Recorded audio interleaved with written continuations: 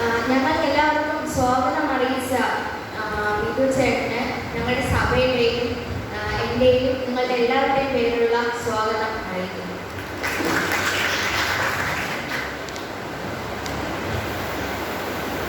ദൈവനാമത്തിന് മാപ്പുണ്ടാകട്ടെ. പൈതങ്ങളെ എൻ്റെ അടുക്കൽ വരുവാൻ വിടുവിൻ, അവരെ തടുക്കരുത്. മർക്കോസ് 10-ാം അധ്യായം അതിൻ്റെ 14-ാം വാക്യം.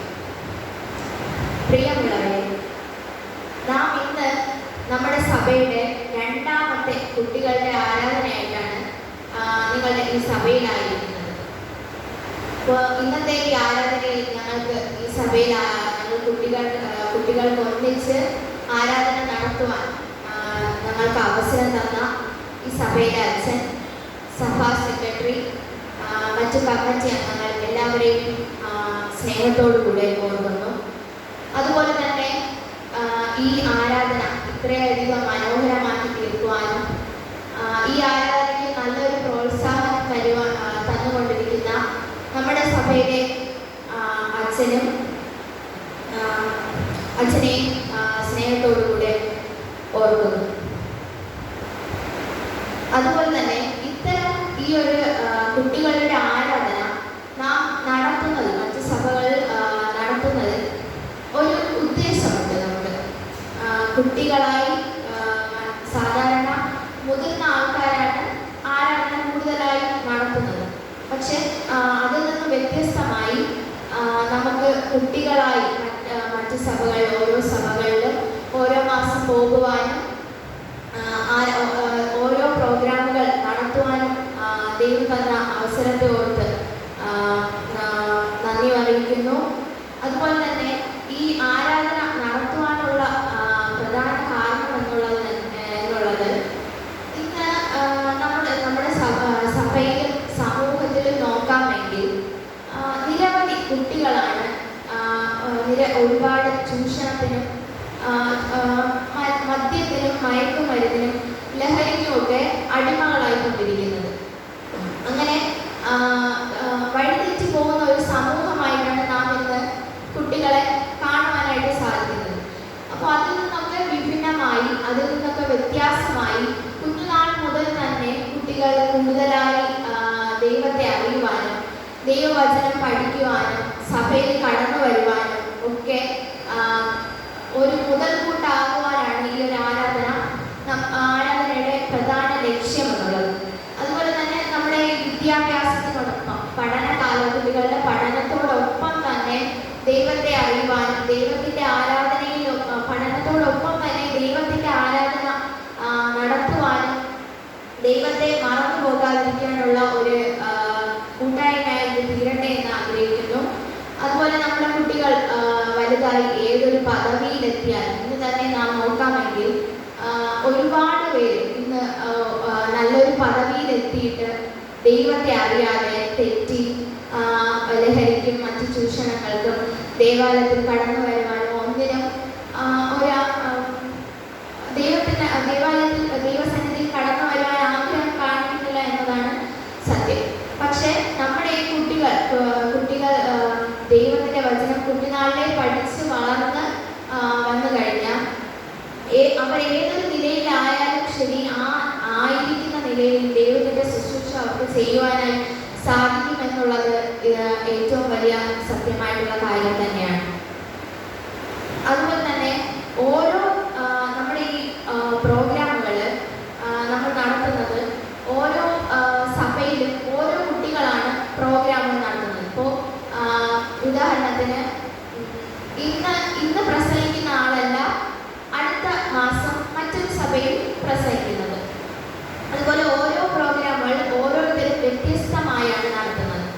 അതായത് ഇതിലൂടെ നാം ഉദ്ദേശിക്കുന്നതെന്ന് പറഞ്ഞാൽ എല്ലാ പ്രോഗ്രാമുകളും, അതായത് ദൈവത്തിൻ്റെ എല്ലാ ശുശ്രൂഷകളും എല്ലാ ആരാധനാക്രമങ്ങളും എല്ലാ കുട്ടികൾക്കും നല്ല രീതിയിൽ നടത്തുവാനുള്ള അവസരം ആണ് ഇതിലൂടെ ലഭിക്കുന്നത് എന്ന് ഓർക്കുന്നു. ഒത്തിരിയധികം ഞാൻ സംസാരിച്ച് ദീർഘിപ്പിക്കുന്നില്ല. ദൈവത്തിൻ്റെ വചനം നമുക്ക് ശ്രമിക്കേണ്ടതുണ്ട്. അതിനായി ദൈവത്തിൻ്റെ വചനം ഇന്നത്തെ വചനം സംസാരിക്കുന്നതിലേക്കായി VS അച്യുതാനന്ദനെ സ്നേഹത്തോടെ ക്ഷണിച്ചുകൊള്ളുന്നു.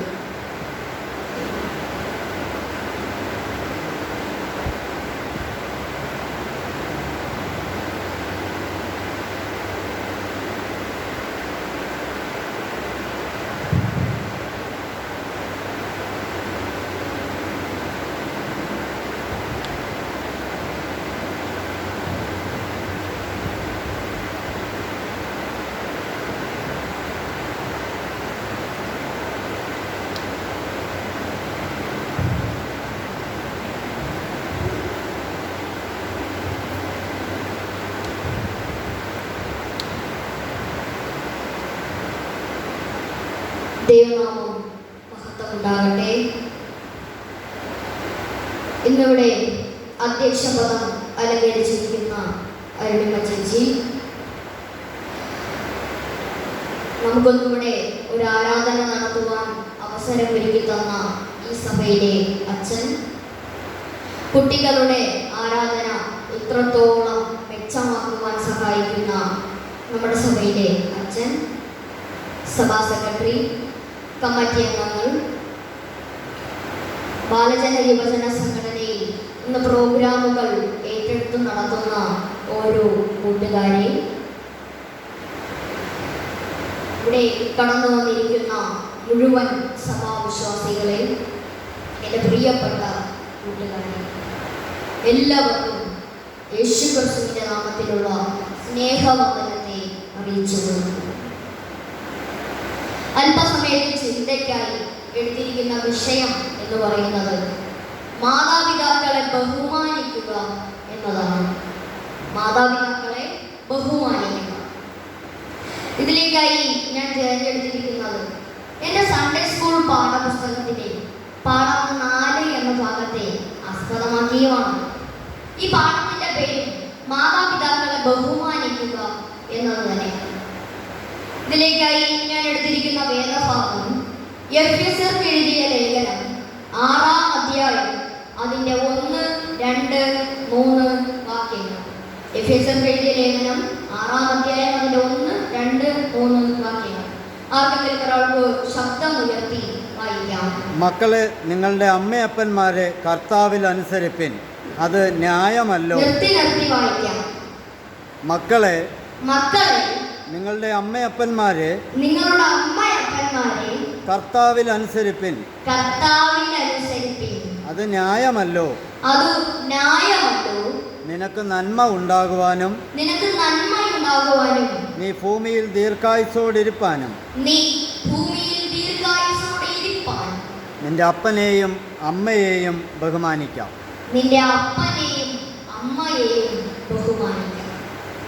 ഒരു നിമിഷം തലകറക്കാം, നമുക്ക് പ്രാർത്ഥിക്കാം.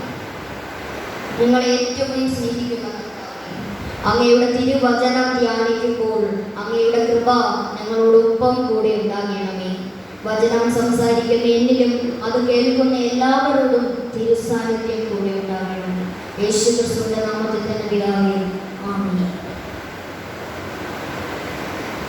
ഞാൻ ഈ വിഷയം തന്നെ ഇന്നിവിടെ സംസാരിക്കുവാനായി ഉദ്ദേശിക്കുന്നതിന്റെ ലക്ഷ്യമെന്ന് പറയുന്നത്, ഇതൊരു കൽപ്പനയാണല്ലോ.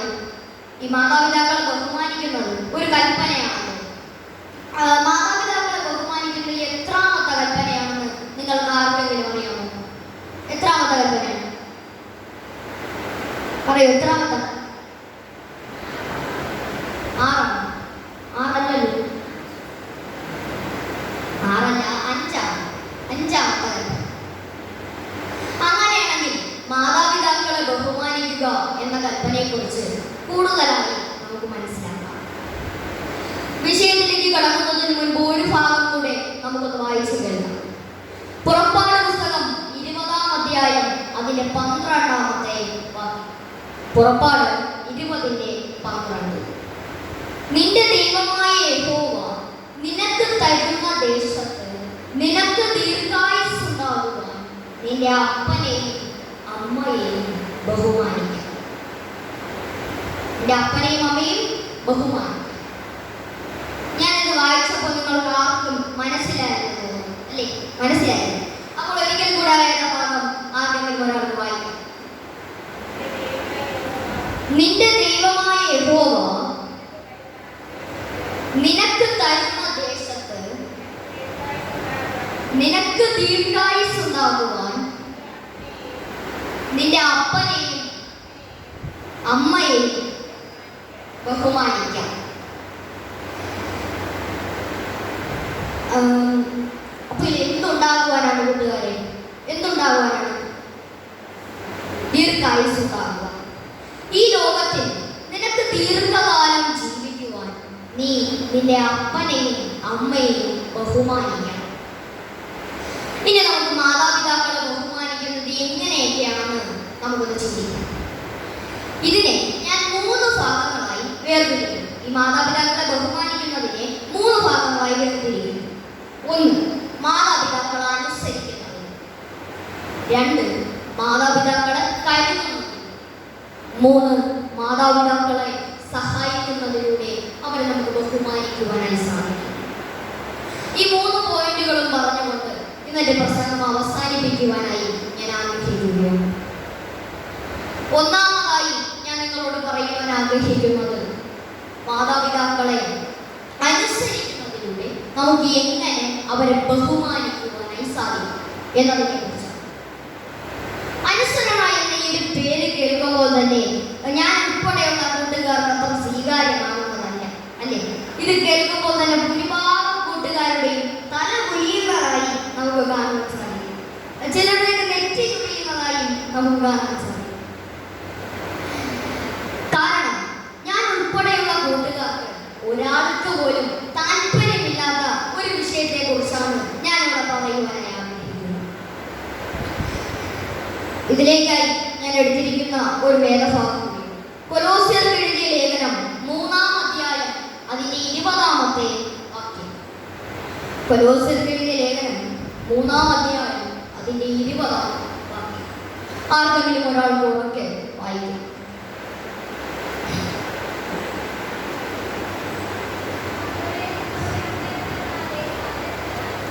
മക്കളെ, നിങ്ങളുടെ അമ്മയപ്പന്മാരെ സകലത്തിലും അനുസരിപ്പിക്കും. ഇത് കർത്താവിന്റെ ശിഷ്യന്മാരിൽ കണ്ടാൽ പ്രസാദകരം.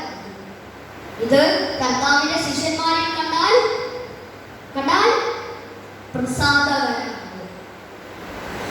അപ്പോൾ ദൈവത്തെ പ്രസാദിപ്പിക്കണമെങ്കിൽ നാം മാതാപിതാക്കളെ അനുസരിക്കേണ്ടതായിരുന്നു, അല്ലേ? മാതാപിതാക്കളെ അനുസരിച്ചാൽ മാത്രമേ ദൈവം പ്രസാദിക്കൂ. അപ്പോൾ എങ്ങനെ നമുക്ക് ദൈവത്തെ പ്രസാദിപ്പിക്കാം? എങ്ങനെ പ്രസാദിക്കാം? ഏതെങ്കിലും പുണ്യസ്ഥലങ്ങൾ സന്ദർശിച്ചാൽ ദൈവം പ്രസാദിക്കുമോ?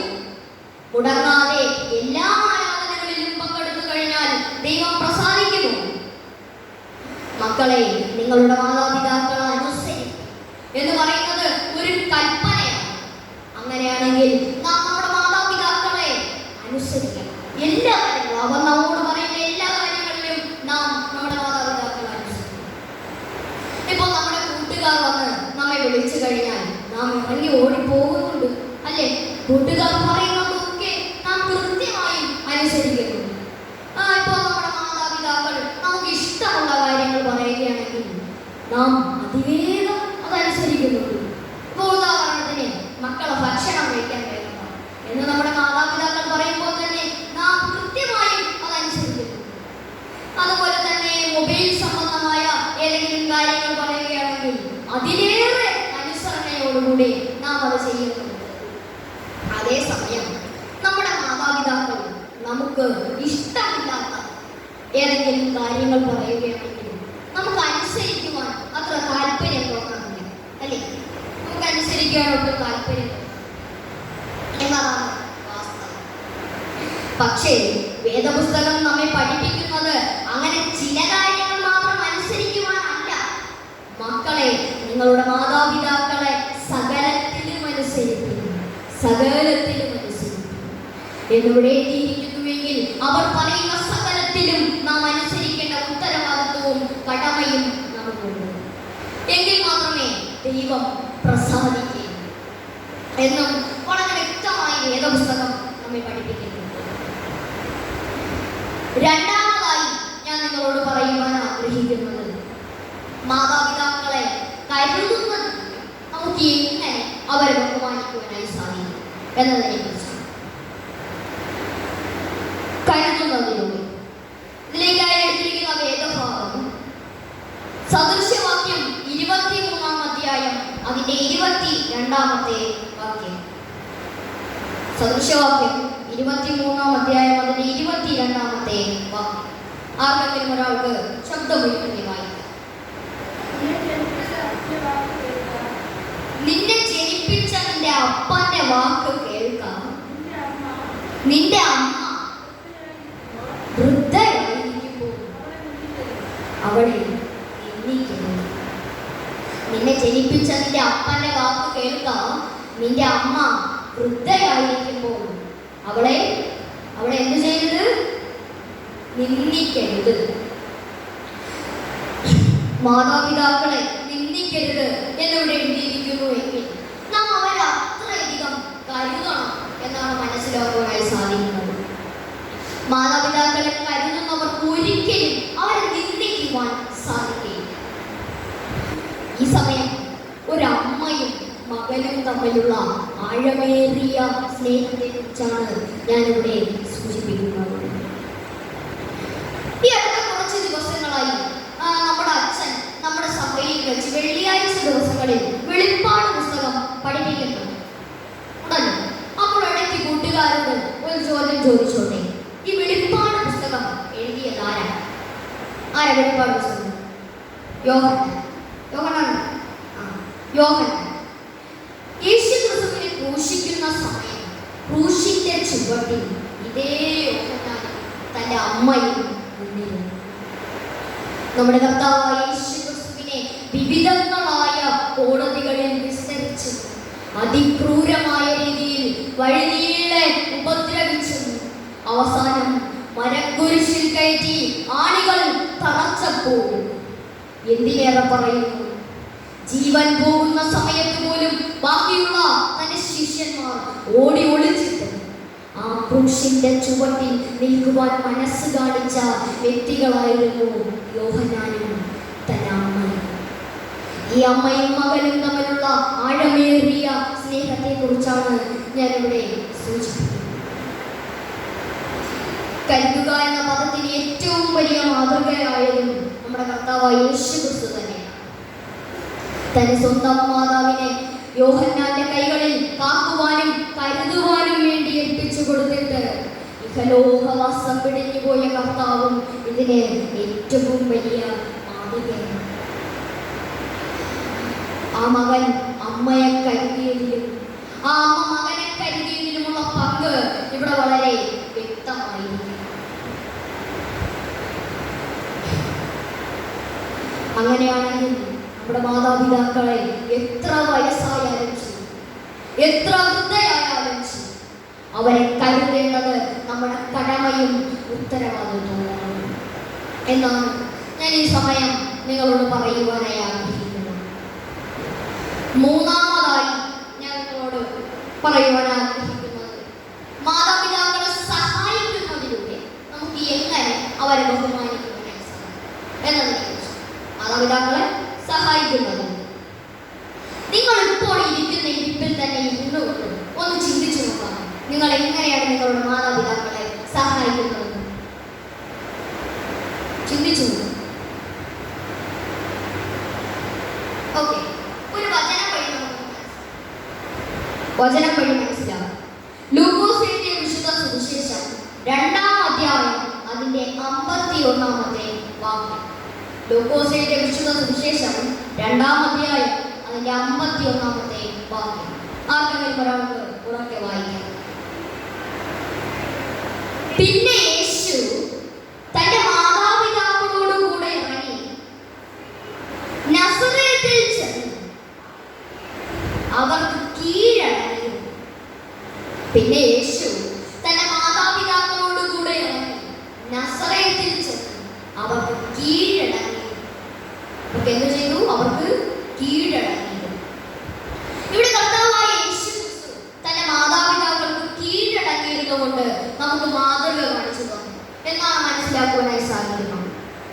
അതുപോലെ തന്നെ തന്റെ അപ്പന്റെ ജോലി കാര്യങ്ങളിൽ സഹായിച്ചുവെന്നും നമുക്കിവിടെ മനസ്സിലാക്കുവാനായി സാധിക്കും.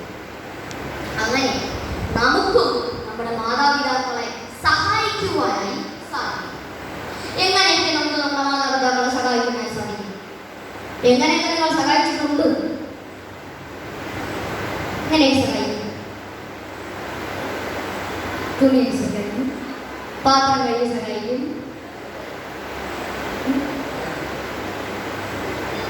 മുറ്റം തൂക്കി സഹായിക്കും. ഈ പള്ളിയുടെ ആൾക്കാർ എങ്ങനെയൊക്കെ സഹായിക്കും? ഈ പള്ളിയിലുള്ള കൊച്ചു കുഞ്ഞുങ്ങളൊന്നും ഇല്ലേ? എങ്ങനെയൊക്കെ സഹായിക്കും?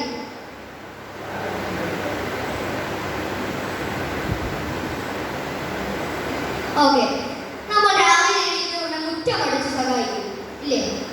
അമ്മയ്ക്ക് വെള്ളം കോരി കൊടുത്ത് സഹായിക്കും. എന്തിനേറെ പറയുന്നു, നമ്മുടെ സ്വന്തം വസ്ത്രമെങ്കിലും കഴുകി കൊടുത്ത് നമുക്ക് നമ്മുടെ മാതാപിതാക്കളെ സഹായിക്കുവാനായി സാധിക്കും. വീട്ടിൽ പോയവരെ കഴുകി കൊടുക്കണം നമ്മുടെ വസ്ത്രം. പ്രിയമുള്ളവരെ, മാതാപിതാക്കളെ ബഹുമാനിക്കുന്നത് എങ്ങനെയൊക്കെയാണെന്ന് ഈ 3 പോയിന്റുകളിലൂടെ ഞാൻ നിങ്ങൾക്ക് വിശദമാക്കി. 1, അനുസരിക്കുന്നതിലൂടെ മാതാപിതാക്കളെ ബഹുമാനിക്കാം. 2, കരുതുന്നതിലൂടെ മാതാപിതാക്കളെ ബഹുമാനിക്കാം. 3, സഹായിക്കുന്നതിലൂടെ മാതാപിതാക്കളെ നമുക്ക് ബഹുമാനിക്കാം. ഇതിൽ കുറച്ച് കാര്യങ്ങളെങ്കിലും നിങ്ങൾക്ക് മനസ്സിലായി എന്ന് ഞാൻ വിശ്വസിക്കുന്നു. അങ്ങനെ ക്രിസ്തുവിനെ തന്നെ മാതൃകയാക്കിക്കൊണ്ട് നമ്മുടെ മാതാപിതാക്കളെ അനുസരിക്കുന്നതിലൂടെയും കരുതുന്നതിലൂടെയും സഹായിക്കുന്നതിലൂടെയും അവർ നമുക്ക് ബഹുമാനിക്കുവാനായി സാധിക്കും. അപ്പോൾ ഇതുവരെ നമ്മൾ മാതാപിതാക്കളെ ബഹുമാനിക്കുന്നത് എങ്ങനെയൊക്കെയാണെന്ന് ഞാൻ നിങ്ങൾ വിശദമാക്കുന്നത് അല്ലേ? ഇനി മാതാപിതാക്കളെ ബഹുമാനിക്കാതിരുന്നാലും എന്ത് സംഭവിക്കും? മാതാപിതാക്കളെ ബഹുമാനിക്കാതിരുന്നാലും അനുസരിക്കാതിരുന്നാലും എന്ത് സംഭവിക്കും? മാതാപിതാക്കളെ ബഹുമാനിക്കാതെ അവരെ ദുഷിക്കുന്നവർക്ക് ദൈവം ഒരു ശിക്ഷ കൽപ്പിച്ചിട്ടുണ്ട്. മാതാപിതാക്കളെ ബഹുമാനിക്കാതെ അവരെ ദുഷിക്കുന്നവർക്ക് ദൈവം ഒരു ശിക്ഷ കൽപ്പിച്ചിട്ടുണ്ട്. അതെന്ത് ശിക്ഷയാണെന്ന് അറിയാം? വായിക്കാം. മത്തായി എഴുതിയ വിശുദ്ധ സുവിശേഷം 15-ാം അധ്യായം അതിന്റെ 4-ാമത്തെ വാക്യം. മത്തായി എഴുതിയ വിശുദ്ധ സുവിശേഷം 15-ാം അധ്യായം അതിന്റെ 4-ാം വാക്യം.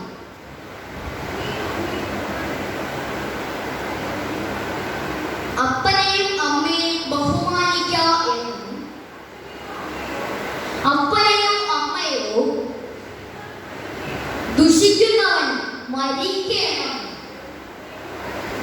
എന്നും ദൈവം കൽപ്പിച്ചു. അപ്പനെയും അമ്മയും ബഹുമാനിക്ക എന്നും അപ്പനെയും അമ്മയും ദുഷിക്കുന്നവർ മരിക്കണം എന്നും ദൈവം കൽപ്പിച്ചു. അപ്പോൾ മാതാപിതാക്കളെ ബഹുമാനിക്കാതെ അവരെ ദുഷിക്കുന്നവർക്ക് ദൈവം എന്ത് ശിക്ഷയാണ് കൽപ്പിച്ചിട്ടുള്ളത്? മരണശിക്ഷയാണ് കൽപ്പിച്ചത്. അപ്പോൾ നാം നമ്മുടെ മാതാപിതാക്കളെ അനുസരിക്കണം, അവരെ സഹായിക്കണം, അവരെ കരുതണം, അവരെ ബഹുമാനിക്കണം. അല്ലെങ്കിൽ ദൈവം കൽപ്പിച്ചിരിക്കുന്ന കൽപ്പനകളെ നാം മരണശിക്ഷയ്ക്ക് അർഹരാണ്. അവസാനമായി ഒരു ഉദാഹരണം, ഒരു ചെറുകഥയായി നിങ്ങളുടെ മുമ്പിൽ പങ്കുവെച്ചിട്ടുണ്ട്. ഇന്നെന്റെ പ്രസംഗം അവസാനിപ്പിക്കുവാനായി ഞാൻ ആഗ്രഹിക്കുകയാണ്. ഒരു പക്ഷേ നിങ്ങൾ ഈ കഥ നിരവധി പ്രാവശ്യം കേട്ടിട്ടുണ്ടാകും. എങ്കിൽ ഈ അവസരത്തിൽ ഈ കഥ ഞാൻ നിങ്ങളോട് പറയുമ്പോൾ നമ്മളിൽ ചിലർക്കെങ്കിലും ഒരു ചെറിയ മാറ്റം ഉണ്ടാകുവാൻ സാധിച്ചാൽ അത് ഞങ്ങളുടെ ജീവിതത്തിൽ തന്നെ ഏറ്റവും വലിയ അനുഗ്രഹമാണ്.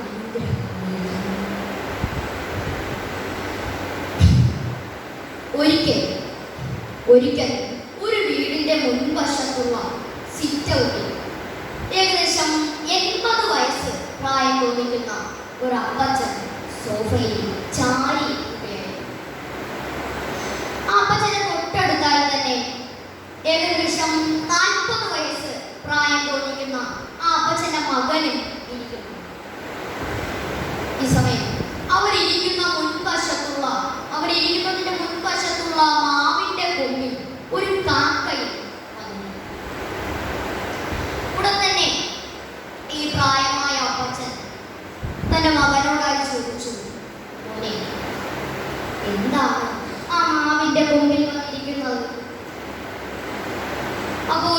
മകൻ പപ്പയോടായി പറഞ്ഞു, പപ്പ അവര് കാക്കയാണ്. അല്പസമയം കഴിഞ്ഞ് വീണ്ടും ഈ പ്രായമായ അപ്പച്ചൻ എൻ്റെ മകനോടായി ചോദിച്ചു, മോനെ എന്താണ് ആ മാവിന്റെ കൊമ്പിൽ വന്നിരിക്കുന്നത്? രണ്ടാമതും ഈ മകൻ പപ്പയോടായി പറഞ്ഞു, പപ്പ അതൊരു കാക്കയാണ്. അല്പസമയം കഴിഞ്ഞ് മൂന്നാമതായി ഈ പ്രായമായ പിതാവ് എൻ്റെ മകനോടായി ചോദിച്ചു, മോനെ എന്താണ് ആ മാവിന്റെ കൊമ്പിൽ വന്നിരിക്കുന്നത്? ഇപ്രാവശ്യം തന്റെ മകൻ അല്പം ദേഷ്യത്തോടെ ആ അപ്പച്ചനോട് പറഞ്ഞു, പപ്പ ഞാൻ നേരത്തെ പറഞ്ഞതല്ലേ അതൊരു കാക്കയാണ്, പിന്നെയും എന്തിനാണ് എന്നോടത് ചോദിച്ചു കൊണ്ടിരിക്കുന്നത്? അങ്ങനെ അവൻ തന്റെ പപ്പയോട് കുറച്ചൊന്ന് ദേഷ്യം. എന്നാൽ കുറച്ചു സമയം ആ പിതാവ് മൗനമായി. അല്പസമയം കഴിഞ്ഞപ്പോൾ നാലാമതായും ഈ പ്രായമായ അപ്പച്ചൻ മകനോടായി ചോദിച്ചു, എന്താണ് ആ മാവിന്റെ മുമ്പിൽ വന്നിരിക്കുന്നത്? ഇപ്രാവശ്യം തന്റെ മകന് അതിഭയങ്കരമായ ദേഷ്യം വരും. അവൻ തന്റെ പപ്പയോട് പറഞ്ഞു, പപ്പ ഞാൻ നേരത്തെ പറഞ്ഞതല്ലേ അതൊരു കാക്കയാണ് കാക്കയാണ് കാക്കയാണെന്ന്, പിന്നെയും എന്തിനാണ് എന്നോട് ചോദിച്ചുകൊണ്ടിരിക്കുന്നത് എന്ന് അവൻ തന്റെ പപ്പയോട് ഉറക്കെ ദേഷ്യപ്പെട്ടു. ഇത് കേട്ട് ആ വാർദ്ധക്യ പിതാവ് കുറേയധികം സമയം ഒന്നും മിണ്ടാതെ ആ സോഫയിൽ ചാടി. കുറച്ചു സമയം കഴിഞ്ഞപ്പോൾ അദ്ദേഹം തന്റെ ഊന്നുവടിയും എടുത്ത് അകത്തേക്ക് കയറി. എന്നിട്ട് ഒരു മുഷിഞ്ഞ പഴയ ഡയറിയുമായി അദ്ദേഹം തന്റെ മകന്റെ അടുത്തേക്ക് തിരിച്ചു. എന്നിട്ട് അതിലുള്ള ആ മുഷിഞ്ഞ ഡയറിയുടെ ചില പേജുകൾ മറിച്ചുകൊണ്ട് അദ്ദേഹം തന്റെ മകന്റെ കയ്യിലേക്ക് കൊടുത്തു. അതിലെഴുതിയിരിക്കുന്നത് ഒന്ന് ഉറക്കെ വായിച്ചു കേൾപ്പിക്കാൻ ഈ അപ്പച്ചൻ മകനോടായി ആവശ്യപ്പെട്ടു. വളരെ കാലങ്ങൾക്ക് മുൻപ് ഈ അപ്പച്ചൻ എഴുതിയ ഡയറിയാണെന്ന് മകന് മനസ്സിലായി. ആ മകൻ ആ ഡയറി ഉറക്കെ വായിക്കാൻ. ആ എഴുത്ത് ഇങ്ങനെയായിരുന്നു: ഇന്ന് എൻ്റെ മകന് 3 വയസ്സ്. ഞാനും എൻ്റെ മകനുമായി ബെഞ്ചിൽ ഇരിക്കുകയായി. ഈ സമയം ഞങ്ങൾ ഇരിക്കുന്ന ബെഞ്ചിന്റെ മുൻവശത്തുള്ള ഒരു മാവിന്റെ കൊമ്പിൽ ഒരു കാക്കയും ഈ സമയം ഉടൻ തന്നെ ഈ കൊച്ചുമോൻ എന്നോട് ചോദിച്ചു, മോനെ പപ്പ എന്താണ് ആ മാവിന്റെ കൊമ്പിൽ വന്നിരിക്കുന്നത്? ഞാൻ അവന് പറഞ്ഞു കൊടുത്തു, ഒരു കാക്കയാണ്ട. രണ്ടാമതും അവന്റെ കുഞ്ഞുമോൻ തന്നെ കളികളിലൊക്കെ ആയിരുന്നിട്ട് രണ്ടാമതും എന്നോട് ചോദിച്ചു, പപ്പ എന്താണ് ആ മരത്തിന്റെ കൊമ്പിൽ വന്നിരിക്കുന്നത്? രണ്ടാമതും അപ്പച്ചൻ രണ്ടാമതും ഞാൻ അവന് പറഞ്ഞു കൊടുത്തു, മോനെ അതൊരു കാക്കയാണ്ട. അല്പസമയം കഴിഞ്ഞ് വീണ്ടും അവൻ കളിച്ചോണ്ടൊക്കെ വീണ്ടും പപ്പയോടായി എന്നോട് ചോദിച്ചു, മോനെ പപ്പ എന്താണ് ആ മാവിന്റെ കൊമ്പിൽ വന്നിരിക്കുന്നത്? മൂന്നാമതും പപ്പ ഞാൻ അവന് പറഞ്ഞു കൊടുത്തു, മോനെ അതൊരു കാക്കയാണ്. അങ്ങനെ 23 പ്രാവശ്യം അവൻ എന്നോട് ഇത്തരം ചോദ്യം ആവർത്തിച്ചുകൊണ്ടേയിരുന്നു. ഓരോ പ്രാവശ്യവും ചോദിക്കുമ്പോഴും ഞാൻ അവന് കാക്കയാണെന്നാണ് പറഞ്ഞത്. ഓരോ പ്രാവശ്യവും അവൻ ചോദിക്കുമ്പോഴും അവന്റെ കുസൃതിയും വാത്സല്യവും ഞാൻ ആസ്വദിക്കുകയായിരുന്നു. ആ മകൻ ആ ഡയറിയുടെ ബാക്കിയുള്ള പേജുകളും ഓരോന്നായി മറിച്ചു വായിക്കാം. ഓരോ പേജിലും അവൻ കുഞ്ഞുനാളുകളിൽ കാണിച്ച കുസൃതിയും വാത്സല്യത്തെയും കുറിച്ചായിരുന്നു ആ വാർദ്ധക്യ പിതാവ് എഴുതി ചേർത്തിരുന്നത്. തനിക്ക് പറ്റിയ തെറ്റോർത്ത് ആ മകന്റെ കണ്ണ് നിറഞ്ഞൊഴുകാൻ. പ്രിയമുള്ളവരെ, നമ്മളിൽ പലരുടെയും അവസ്ഥ ഇതുപോലെയായി. നമ്മൾ കുഞ്ഞായിരിക്കുന്ന സമയത്ത് നമ്മെ സ്നേഹിക്കുകയും ലാളിക്കുകയും പരിചരിക്കുകയും ഒക്കെ ചെയ്ത നമ്മുടെ മാതാപിതാക്കൾ അവർക്ക് പ്രായമായി കഴിയുമ്പോൾ അവർ നമുക്ക് നൽകിയ ലാളനത്തിന്റെയോ സ്നേഹത്തിന്റെയോ പരിചരണത്തിന്റെയോ ഒരല്പമെങ്കിലും തിരിച്ചു കൊടുക്കുവാൻ നമുക്ക് കഴിഞ്ഞിട്ടുണ്ട്. ഈ ഒരു ചോദ്യം നാം നമ്മോട് തന്നെ ഒന്ന് ചോദിച്ചു നോക്കാമോ? മാതാപിതാക്കൾ അവരുടെ ജീവിതത്തിൽ സന്തോഷകരമായ കാലഘട്ടത്തിലാണ് ത്യാഗത്തോടുകൂടി മക്കളെ വളർത്തുന്നത്. ഞാൻ ആദ്യം തന്നെ പറഞ്ഞു, നീ ദീർഘായുസ്സോടെ ഇരിക്കണമെങ്കിൽ നിന്റെ അപ്പനെയും അമ്മയെയും ബഹുമാനിക്കാം എന്ന 5ാമത്തെ കൽപ്പന ഈ ഭൂമിയിൽ ഞാനും നീയും ദീർഘായുസ്സോടെ സന്തോഷത്തോടെ ഇരിക്കണമെങ്കിൽ നീ ആദ്യം ചെയ്യേണ്ടത് നിന്റെ അപ്പനെയും അമ്മയെയും ബഹുമാനിക്കണം. പലപ്പോഴും നമ്മുടെ മാതാപിതാക്കൾക്ക് ഇഷ്ടമുള്ള ഭക്ഷണങ്ങൾ കഴിക്കണമെന്ന് ആഗ്രഹമുണ്ടാകും, ഇഷ്ടമുള്ള വസ്ത്രങ്ങൾ ധരിക്കണമെന്ന് ആഗ്രഹമുണ്ടാകും, ഇഷ്ടമുള്ള യാത്രകൾ പോകണമെന്ന് ആഗ്രഹമുണ്ടാകും. ഈ ഇഷ്ടങ്ങളൊക്കെ സ്വന്തം മനസ്സിൽ ഒതുക്കി വച്ചിട്ട് സ്വന്തം മക്കൾക്ക് വേണ്ടി ത്യാഗത്തോട് ജീവിക്കുന്നവരാണ് നമ്മുടെ മാതാപിതാക്കൾ. അങ്ങനെയുള്ള നമ്മുടെ മാതാപിതാക്കളുടെ ശരീരത്തിന്റെ ബലം കാലിയാകും, അവരുടെ സൗന്ദര്യം നശിച്ചു പോകും, അവർ വാർദ്ധക്യത്തിലെത്തി രോഗികളാകും. അവരെ കരുതേണ്ടത് നമ്മുടെ കടമയും ഉത്തരവാദിത്വമാണ്. ഈ ഒരു വചനം കേട്ടുകഴിഞ്ഞപ്പോഴെങ്കിലും ആവശ്യമില്ലാത്ത വാശികളും ധിക്കാരങ്ങളും നമുക്ക് നമ്മുടെ മാതാപിതാക്കളോട് ഉണ്ടാകാതിരിക്കുവാൻ സർവേശ്വരനായ കർത്താവ് മാതൃകയാവട്ടെ എന്ന് മാത്രം പറഞ്ഞുകൊണ്ട് ഇന്നെന്റെ എളിയ പ്രസംഗത്തിൽ നിന്നും ഞാൻ വിരമിക്കുന്നു. ദൈവം നമ്മെ ഏവരെയും സമൃദ്ധിയായി അനുഗ്രഹിക്കുമാറാകട്ടെ. ആമേൻ.